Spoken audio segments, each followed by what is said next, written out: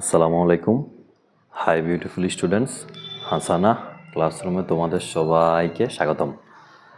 আজকে আমরা এসএসসি 2026 ব্যাচের বিজ্ঞান অর্থাৎ যে সাবজেক্টটাকে আমরা জেনারেল সায়েন্স নামে জানি, ওই সাবজেক্টের সংক্ষিপ্ত সিলেবাসের সবগুলো সূত্র এই একটা ক্লাসের মাধ্যমে সমাধান করব, অর্থাৎ মুখস্থ করব ইনশাল্লাহ। আর তোমাদের যে সূত্রের যে পিডিএফ ওইটা আমি সম্পূর্ণ ফ্রিতে প্রোভাইড করব। তো আসলে আমার হচ্ছে যে কি মাথায় একটা কথা আসতেছিল যে তোমাদের জন্য তোমাদের যে সাবজেক্টগুলো আছে, ধরো জেনারেল ম্যাথ, অ্যাকাউন্টিং, ফাইন্যান্স, এরপরে এই বিজ্ঞান বই, তোমাদের কমার্সে যারা আছে তোমাদের এই চারটা সাবজেক্টে মূলত সূত্র আছে। তো আমি চাইছি, আমার হঠাৎ মাথায় আসলো যে তোমাদের জন্য এই চারটা সাবজেক্টের আমি ইন্ডিভিজুয়ালি চারটা ভিডিও করি, সবগুলো সূত্র মানে এক সাবজেক্টের সবগুলো সূত্র ওই একটা ভিডিওটা প্রোভাইড করব। তো আমার চ্যানেলে তোমরা শুরুতেই পাই যাবা, ওই তিনটা সাবজেক্টের ভিডিও অলরেডি প্রোভাইড করা হয়েছে, তোমরা ওইগুলা দেখে নিতে পারো। তোমাদের অনেক উপকার আসবে, কারণ তোমরা হচ্ছে যে নিজেরা আলাদা করে বসে সূত্র বানাইতে হবে না, মানে লিখতে হবে না। তো আসো আজকে আমরা বিজ্ঞান বইয়ের সূত্রগুলো মুখস্থ করবো। বিজ্ঞান বইটা মোটামুটি অনেক সহজ। এখানে হচ্ছে যে কি তিনটা অধ্যায় আছে, এই তিনটা অধ্যায়ের হচ্ছে যে কি সূত্রগুলা আমি একটাতেই ভিডিওতে তোমাদেরকে প্রোভাইড করব, তাইলে হচ্ছে যে তোমরা এগুলা একটা ভিডিওর মাধ্যমে সমাধান করতে পারবা। তো আসো আমরা দিয়ে শুরু করি। তোমাদের মূলত আছে হচ্ছে যে তিনটা অধ্যায়, এই তিনটা অধ্যায় হচ্ছে যে সূত্র আছে, এছাড়া হচ্ছে যে আর অন্য কোনো অধ্যায় সূত্র নাই। আর বিজ্ঞান বইয়ের ম্যাথগুলা অনেক ইজি, অনেক সহজ, ঠিক আছে? তো চলো আমরা সূত্রগুলো শুরু করি। তার শুরুতে একটা কথা, তোমরা এরকম ইউনিক ভিডিও পেতে চাইলে চ্যানেলটা সাবস্ক্রাইব করে রাখবা এবং পাশে থাকা বেল আইকনটা ক্লিক করে রাখবা। আর পিডিএফটা হচ্ছে যে আমি হচ্ছে যে কমেন্টসে আমার হোয়াটসঅ্যাপ নাম্বার দিয়ে রাখবো, তোমরা হোয়াটসঅ্যাপে নক করবা বা আমার ফেসবুক পেজের লিঙ্ক দিয়ে রাখবো, আর মেসেঞ্জারে নক দিও, আমি তোমাদেরকে পিডিএফটা প্রোভাইড করবো ইনশাল্লাহ। So let's learn to lead. সর্বপ্রথম হচ্ছে প্রথম অধ্যায়, যে অধ্যায়টার নাম হচ্ছে যে উন্নততর জীবনধারা। এই অধ্যায়ে বেসিক্যালি সূত্র আছে, শুধুমাত্র একটাই সূত্র আছে এবং সূত্রটা হচ্ছে অনেক ইজি, ঠিক আছে? যেটাকে হচ্ছে যে আমরা বিএমআই নামে জানি। বিএমআই যেটার পূর্ণরূপ হচ্ছে বডি মাস ইন্ডেক্স, ঠিক আছে? তো এইটা সূত্র হচ্ছে যে দেহের ওজন বাই দেহের উচ্চতা হোল স্কয়ার।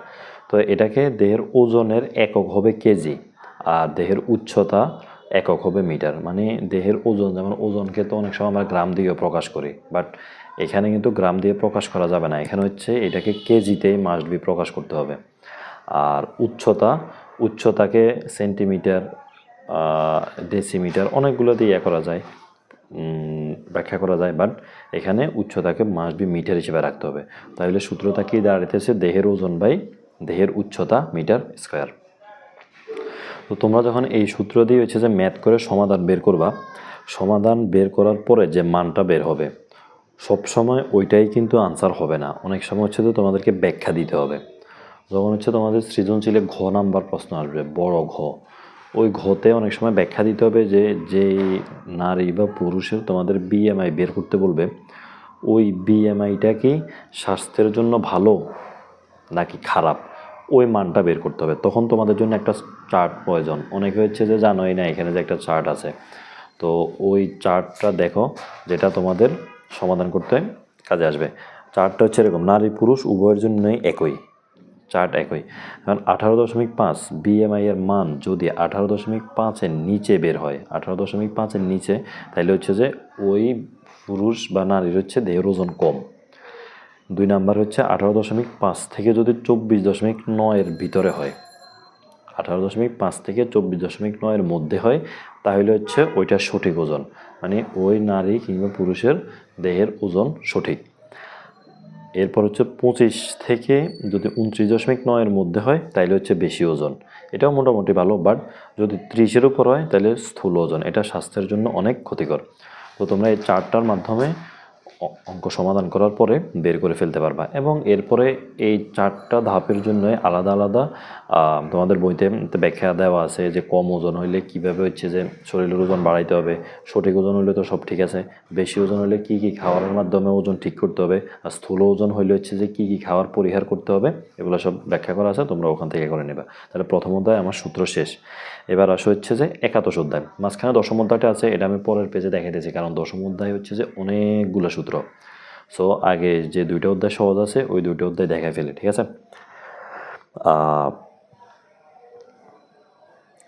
দশম অধ্যায়ের নাম হচ্ছে প্রত্যাহিক জীবনে তড়িৎ। এই অধ্যায়টাতে শুধুমাত্র একটাই হচ্ছে যে ম্যাথ আছে। ম্যাথটা মোটামুটি অনেক সহজ, এই ম্যাথটা একটাই আছে এবং একটাতেই আসবে। তো আসো আমরা দেখি, ম্যাথটার নাম হচ্ছে যে কি তড়িৎ ক্ষমতার হিসাব। তড়িৎ ক্ষমতার হিসাব এটা সাধারণত হচ্ছে বাসা বাড়ির যে বিদ্যুৎ বিল হিসাব করা হয় ওই বিদ্যুৎ বিল হিসাবেই সাধারণত ম্যাথ বেশি আসে, বাট অরিজিনালি এটার নাম হচ্ছে তড়িৎ ক্ষমতার হিসাব। E equal P T by 1000, P into T divided by 1000। এখানে এই 3টা জিনিসের ব্যাখ্যা আমি দিতেছি। দেখো, ই ইকুয়াল হচ্ছে ব্যয়িত শক্তি, যেটার একক হচ্ছে কিলোওয়াট ঘন্টা, এটাকে কিলোওয়াট ঘন্টাতে প্রকাশ করা হয়, কিলোওয়াট ঘন্টাতে প্রকাশ করা হয়। আর কিলোওয়াট ঘন্টা বা এটাকে ইউনিট হিসেবে প্রকাশ করা যায়। এরপর হচ্ছে পি, পিকে হচ্ছে যে আমরা ক্ষমতা হিসেবে প্রকাশ করতে পারি।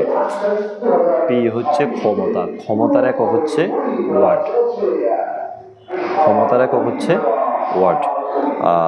এরপর হচ্ছে টি, টি হচ্ছে সময়, সময়ের একক হচ্ছে ঘন্টা। তো তোমরা এই হিসাবে ম্যাথটা বের করে ফেলবা। এখানে একটু কাজ আছে, যদি আমি একটু বলে দিই তোমাদেরকে। তোমরা হচ্ছে যে আগে তোমাদের ধরো এখানে সাধারণত প্রশ্নই আসে এরকম যে ওই বাসা বাড়ির ধরো 2টা পাখা 3টা লাইট ইউজ করা হয়, ওই বাসাটার মাসে বিদ্যুৎ বিল কত আসবে। তো তোমরা শুরুতে ক্ষমতা বের করে ফেলবা, ফি দিয়ে যতগুলো মান আছে সবগুলো যোগ করে। আর এরপর হচ্ছে ধরো যদি মাসটা 30 হয় তাইলে হচ্ছে যে যত ঘন্টা আছে ওই ঘন্টা দিয়ে গুণ করে ফেলবা। এরপর হচ্ছে যদি হচ্ছে যে 31 দিন হয় তাহলে ঘন্টা দিয়ে গুণ করে ফেলবা, তোমাদের টি বের হয়ে যাবে। এরপরে পি আর টিগুলো গুণ করে 1000 দিয়ে ভাগ করে ফেলবা, মান বের হয়ে যাবে। মানকে কিলোওয়াট ঘন্টা বা ইউনিট বলে। তো ধরো তোমার 50 ইউনিট বের হয়েছে, তো তোমাকে প্রশ্নে দেওয়া থাকবে 1 ইউনিট ধরো 10 টাকা, তারপরে 50-এর সাথে 10 গুণ করে ফেলবা, তাহলে আনসার বের হবে 500। শেষ।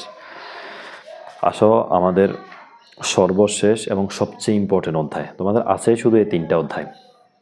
তো তোমরা যারা ভিডিওটা দেখতেছো তোমরা একটা লাইক করো, আর হচ্ছে যে কমেন্টস করে আমাকে পরামর্শ দিতে পারো তোমাদের জন্য নেক্সট কোন ধরনের ভিডিও প্রোভাইড করতে পারে। আচ্ছা, সর্বশেষ অধ্যায়, সবচেয়ে ইম্পর্টেন্ট অধ্যায়, অধ্যায়টার নাম হচ্ছে এসো বলকে জানি। এই অধ্যায়ে অনেকগুলো সূত্র আছে। তো দেখো, সর্বপ্রথম সূত্র হচ্ছে F equal M A, 2 number হচ্ছে A equal V minus U by T. এই 3 নাম্বারটা তোমরা এই 2টাকে একসাথ করলে পারবা, এই 2টাকে একসাথ করলে তোমরা 3 নাম্বারটা পারবা। যেমন দেখো, এফ ইকুয়াল এম এ, এফ ইকুয়াল এম এ। এখন দেখো এই যে এফ ইকুয়াল এম এর জায়গায় এম আছে, এর সূত্রটা তুমি পাশে বসে দিছো, তাইলে একটা পারলে তুমি মোটামুটি বাকি 3টাও মানে 3টা প্রায় সেম। এরপরে ফি ইকুয়াল এম ভি, ভরবেগের পরিবর্তন M V minus U, F two equal minus F one. এই যে আমি বিষয়গুলো এখানে লিখছি এগুলার ব্যাখ্যা হচ্ছে এখানে। এফ মানে কি, এ মানে কি, এগুলো দেখো। এফ হচ্ছে বল, যেটাকে নিউটন দ্বারা প্রকাশ করা হয়, এন মানে নিউটন। আর এ হচ্ছে ত্বরণ, যেটাকে মিটার পার সেকেন্ড স্কোয়ার নামে প্রকাশ করা হয়। ইউ আদিবেগ, যেটাকে মিটার পার সেকেন্ড বলা হয়। ভি শেষ বেগ, যেটার একক মিটার পার সেকেন্ড। টি হচ্ছে সময়, যেটাকে হচ্ছে যে এস দ্বারা প্রকাশ করা হয়, এটা তো আমরা সবাই জানি, সেকেন্ড। এম হচ্ছে ভর, ভরের একক হচ্ছে কেজি। পি হচ্ছে ভর বেগ, কেজি মিটার পার সেকেন্ড। দেখো ভর আর হচ্ছে বেগ, কেজি মিটার পার সেকেন্ড। তোমরা চাইলে এভাবে মনে রাখতে পারবা, ভর বেগ একসাথে, কেজি মিটার পার সেকেন্ড। আচ্ছা, তো আমি সবগুলো সূত্র লিখে শেষ, তোমরা দেখতে পাইতেছো সবগুলো ব্যাখ্যা করা। আর এমনিতে তোমাদের যে দশম অধ্যায়টা আছে এসব বলকে জানি, ওখানে নিউটনের 3টে সূত্র আছে। মূলত এই সূত্র সবগুলাই আসছে এই 3টা সূত্র থেকে। এগুলো হচ্ছে যে কি লিখিত রূপ, আর এটা হচ্ছে সূত্র আকারের রূপ। ঠিক আছে? তো প্রথম সূত্রটা দেখো, নিউটনের প্রথম সূত্র, বাইরে থেকে কোনো বল প্রয়োগ না করলে স্থির বস্তু স্থির থাকবে এবং সমবেগে চলন্ত বস্তু সমবেগে চলতে থাকবে। এরপর হচ্ছে যে নিউটনের দ্বিতীয় সূত্র, বস্তুর ভরবেগের পরিবর্তনের হার এর উপর প্রযুক্ত বলের সমানুপাতিক। নিউটনের তৃতীয় সূত্রটা হবে, প্রত্যেক ক্রিয়া বলেরই একটি সমান ও বিপরীত প্রতিক্রিয়া বল আছে। তো ভাইয়ারা, আমরা 3টা অধ্যায়, অর্থাৎ তোমাদের এই যে সংক্ষিপ্ত সিলেবাসের সবগুলো অধ্যায়ের সূত্রগুলা আমি পুঙ্খানুপুঙ্খভাবে উপস্থাপন করলাম। তোমরা যদি বাসায় কিছুটা প্র্যাকটিস করো বা এই ভিডিওটা তো এখন একবার দেখলা, তোমরা অবসর সময় তখন হচ্ছে যদি আর 2বার বা 3বার হচ্ছে ভিডিওটা দেখো, তাইলে তোমরা হচ্ছে যে বাসায় আর এগুলো পড়তে হবে না, তোমাদের অটোমেটিক হচ্ছে এগুলো মুখস্থ হয়ে যাবে। সব মিলায় তোমাদের সূত্র আছে হচ্ছে কয়টা, 6, 7, 8টা সূত্র, খুবই ইজি। আর এই সূত্রটা দেখো, এই সূত্রটা হচ্ছে যে কি তোমাদের সাধারণত ঘতে ইউজ করা হয়, ঘ নাম্বারে F2 - F1, অর্থাৎ তৃতীয় সূত্রের ব্যাখ্যা। প্রত্যেক ক্রিয়ারই একটি সমান ও বিপরীত প্রতিক্রিয়া, বিপরীত হওয়াতে এখানে মাইনাস ইউজ করা হয়েছে, যদি বিপরীত না হইতো তাইলে মাইনাস ইউজ করা হইতো না। তো সবগুলো সূত্র আমাদের শেষ, তোমরা ভালোভাবে ভিডিওগুলো দেখবা। আর নেক্সট কোন বিষয়ে ভিডিও পেতে চাও আর আমাকে কমেন্টস করে জানাবা। এবং আমি তো বললাম পিডিএফটা হচ্ছে কি, তোমরা কমেন্টসে হোয়াটসঅ্যাপ নাম্বার এবং আমার পেজের লিঙ্ক দেওয়া থাকবে, তোমরা ওখানে মেসেঞ্জারে মেসেজ দিবা বা হোয়াটসঅ্যাপে নক করলে পিডিএফটা পেয়ে যাবে। তো তোমরা চ্যানেলটা সাবস্ক্রাইব করে পাশে থাকা বেল আইকন প্রেস করে পাশে থাকবা। সবাই ভালো থাকবা, পড়াশোনার সাথে থাকবা। তোমাদের আর মাত্র অল্প কয়েকদিন বাকি আছে, আজকে এপ্রিল মাসের 1 তারিখ, তার মানে হচ্ছে তোমাদের হাতে আর মাত্র 19 দিন সময় আছে। সো ভালোভাবে পড়াশোনা করো, শেষ সময় হেলায় সময় নষ্ট করা যাবে না। খুব ভালোভাবে প্রিপারেশান না, তোমাদের যেহেতু সংক্ষিপ্ত সিলেবাস, খুব সহজে শেষ করতে পারবে ইনশাল্লাহ। তো ঠিক আছে ভাইয়ারা, সবাই ভালো থাকো, আল্লাহ হাফেজ, আসসালামু আলাইকুম।